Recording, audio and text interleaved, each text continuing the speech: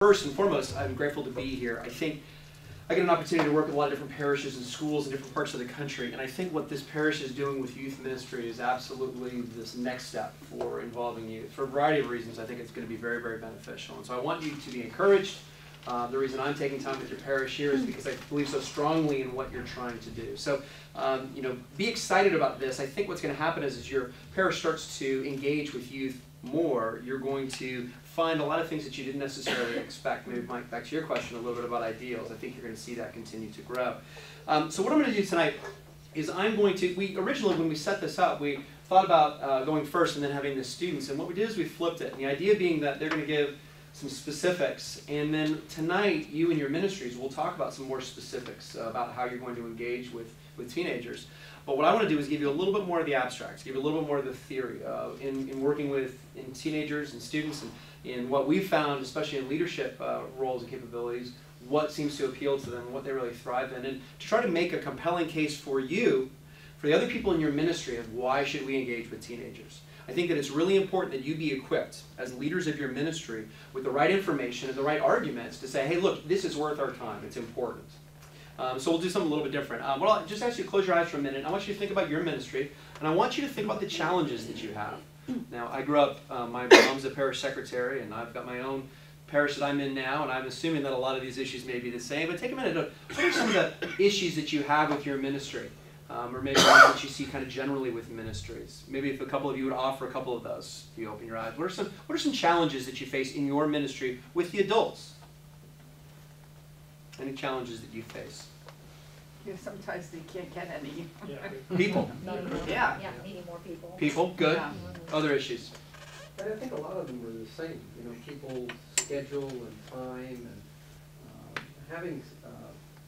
I thought the idea of projects and how you responded to that is interesting, because it's sort of like a finite goal that you're after, and there's finite time that you're going to reach it, and it's achievable. And I've sensed that a lot of people want that. It's easier for them to commit to something like that.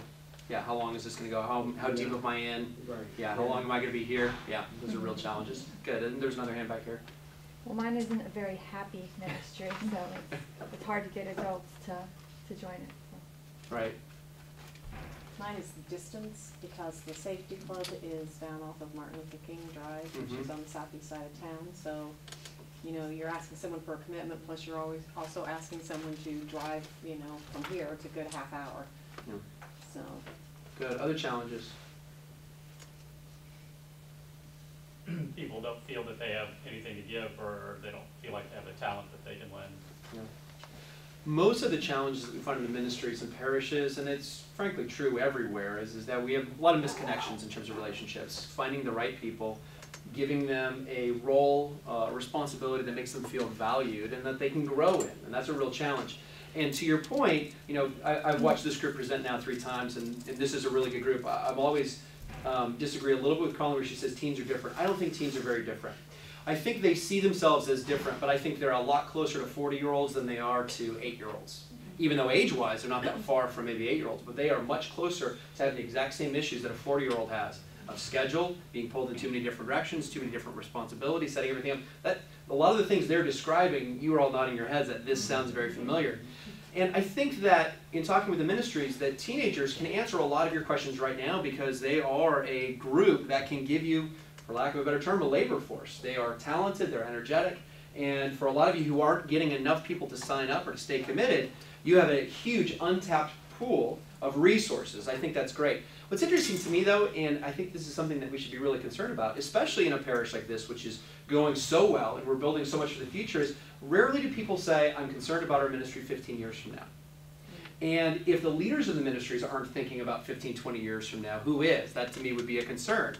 The second reason is that you have a chance in working with teenagers to shape leadership. In 20 years, they'll be in their mid-30s. They'll be 40 years old. That's about the same age most ministry leaders got their responsibility. And you have a chance right now to shape what these ministries at St. Francis or across the country looks like, because you will teach them how a ministry really truly operates. How do they relate to people? How do they meet people's needs? How do they work with volunteers? How do they work with the rest of the parish? And what's interesting is that we're so consumed, and appropriately so, with short-term needs of ministry, sometimes we forget that we have a responsibility as leaders to make sure that this ministry is even more successful in 10 and 20 years. This parish has done a tremendous amount of building and is very well positioned to be successful moving forward. But we've got to make sure that the people are in position and that they feel confident about what they're doing. So I think those are the two compelling reasons. First is that if you don't get enough people, we have a lot of people that we haven't talked to. And secondly, you have a chance as the adult leaders right now to work with this next generation of ministry leaders. And I think we can't pass up that opportunity. Research shows that this is where they learn how that leadership works. In fact, if you know, won't bore you with all the brain research, but what we are finding is that during this age, everything they do in terms of relational leadership is formed. And it actually locks down by about age 21, 22. After that, we learn very little. Our brain changes very little about how we do relationships and leadership. So that makes this age really, really important to them. It makes it really important to our parishes. There are some concerns, and I'll out them right now, some concerns about working with teenagers that your ministries will have. Hey, they're not very experienced. And I would always say that there's always sort of the corollary too, which is they don't bring a lot of baggage. So while they might not be very experienced, they're not bringing a lot of baggage, right? You know, hey, maybe they can't do certain things at certain times. But you know what? If you have an energetic group in the evening, that might be better than some of the other volunteer groups that we have, right? We might have groups that are better first thing in the morning. This group might be better at night. You know, there's always sort of a pro and a con with teenagers. We are a little bit concerned about communication with them, but they fill in a lot of gaps that we're not necessarily very comfortable with. There was a question about when to ask teenagers. Sometimes they're in a world that's a little bit different. When we were in high school, you had to plan ahead only because it was difficult to get a hold of. My wife always says, hey, what do we do before cell phones? I said, well, we made a plan and we stuck with it. We just met at wherever at 11 o'clock and there was no changing it. And even tonight when you see when they come in, hey, who's coming tonight? They'll check on their phones right away. There's two levels of scheduling with teenagers today. The first is far out. And these are talented teenagers who organize a whole bunch of stuff. So it's okay to give them something a month, 2 months in advance. But don't ignore that possibility, which is, all right, I've got a project coming up tomorrow. If I've got a good connection with some teenagers, they can go ahead and pass that word pretty quickly. Okay? And so sometimes with adults, if we don't have people for tomorrow, we're in trouble. But teenagers, they can get that group pretty quickly. Their schedule may have opened up. They may be looking for something to do. They may be looking to get out of the house for a minute, right? I mean, you know, and so take advantage of that timing sometimes with them. Some other concerns about social networking and other things, I think they're overblown. I think that this is the time when we worry less about problems with teenagers and we spend more time thinking about all the positive things we can fill their lives with. A quote that I've used in the previous talks here, it's a great quote from St. Bonaventure. St. Bonaventure said that the soul is a mirror that transforms itself into whatever it casts its gaze upon. So instead of worrying so much in teen culture about all these things to keep away from them, instead let's think about all the things that we can expose them to. And they are truly blessed to be in a parish like this that has so many ministries and so many things going on. I don't think we should ever be ashamed of reaching out in our ministries to adults or to teens and giving them more opportunities to fill their lives with good things. So while you might be concerned about schedules and some of those things, and truly they are busier than we are as adults, if you really thought about their days, I talked about this last time, if any of us had a job where we sat through about 7 presentations a day, about 45 minutes, and then what we did is we had another job that we went to for another couple of hours, and then our boss made us take home about 3 to 4 hours worth of work, we'd quit pretty quickly, right? So don't tell them that that's way too much work, because we try to keep that a secret in high school. But they're doing a tremendous, tremendous amount of work. But also, too, they're also looking for meaning. And I think that's to our point about ideals. They want things that are meaningful. And so while a lot of the bribes and food and things are what get adults into ministries, it's not what keeps them. And teenagers start to learn that. It's the meaning that they have. It's the relationships that they form. So any concerns that you have working with teenagers, I'd ask that you and your ministries throw them out the window right now. Respect the fact that, hey, if they can't drive after 9, you can't keep them after 9. Respect the fact that transportation and money and some of those other things might be issues. But let teenagers tell you what those issues are. Everything else I think is pretty much wide open. Be brave with that. I would encourage you to do so. Let me give you some reasons for involving youth besides the first two that I gave you, and it's more specifically to them. The first thing is that I already mentioned this, that it's really good for them. This, for your parish, is an incredibly important time for teenagers. And if you give them a vision of a parish that is what you want it to be, that's what this parish will be in 20 years. It truly will. This is your time to imprint upon teenagers, these future leaders of this parish, what a ministry should look like, how we work with others, how we care for others. because this is what they're putting together in their minds right now. This is how they have their paradigm going forward of what an organization looks like and how it works and how we treat others. The second thing is that the formation of the parish, if there's things about your parish that you want to change, I would work with this group. Change is going to happen faster here than it's going to happen out here. Okay? So if there's things that you want to increase in terms of ministries, if there are growth opportunities that you have, growth always works faster with this age group. In our age group, we're always going to be saddled with what did the binders say that we did last year. They are going to be much more willing to try something a little bit different. Third thing is that, and I will have you test this tonight, they bring a tremendous amount of energy to your groups. You know, they're saying, hey, look, for our meetings we want food. Well, yeah, we want that too. And if it's a creative meeting, we bring a bottle of wine, right? But even with that, sometimes it flags a little bit, right? Yeah. If you insert one of these teenagers in a meeting and you give them responsibility for bringing ideas, bringing energy, they will change the dynamics of your group. They are a game changer if you give them permission to do so. And so if your groups, if you feel like the meetings have gotten a little bit stale, we haven't come up with many new ideas, or we need some new energy, nobody can argue with a teenager coming in with new ideas.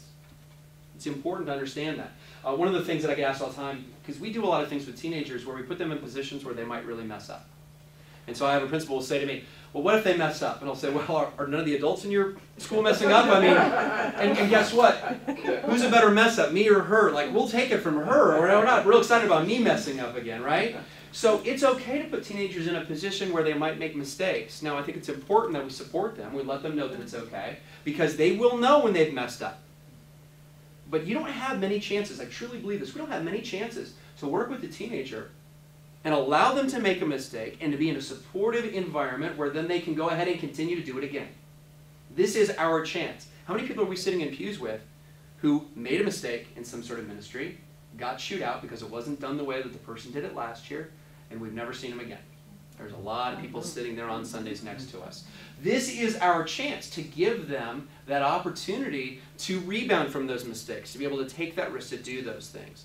And what's interesting is at this age, they are acutely aware of the risks. Now, I'm sorry for talking about you guys like you're not here. I apologize for the last time, like they're some sort of lab experiment. Right. That they really are aware. You know, when you think about yourself as a teenager, you're very aware of mistakes, right? They're difficult because all of a sudden you have a brand new awareness of things. Again, in the brain research, they're understanding their relationships with others in a very new light.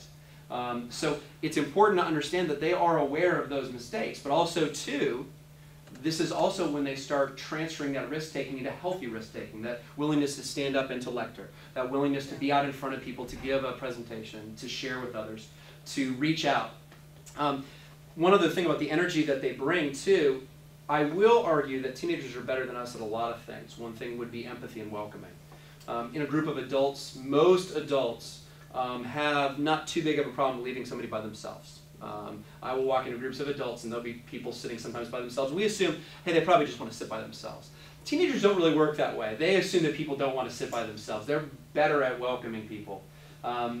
They have the ability to kind of go up and welcome, and nobody can argue with a friendly teenager that comes up to them. So use them and their energy and their passion.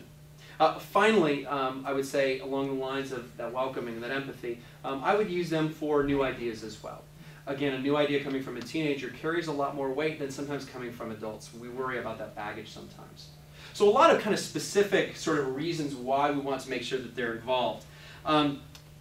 What are some of the other things? Am I missing anything? We talked about communication, empathy. Anything else that you guys see from teenagers that you think could bring, or teenagers, anything that you think that you can bring that maybe they're not getting in their ministries right now? Anything that you see that else they bring? Big question. Yeah. Why do we do it this way? Why do we do it that way? Yeah. Technical expertise, Yeah. right? Rosemary? I was also saying that the fact that they're willing to try something new and risk take, particularly I'm thinking lectures, when a young person gets up to lecture, so many adults sit there and think, wow, I would never have done that Right. when I was their age. And that empowers adults to say, maybe I can try something that I'm a little bit frightened of, because they see a young person do it and maybe not do it exactly perfect and realize it's okay and they're still invited to continue ministering. Right. So I think they can become very empowering to the larger community by being present.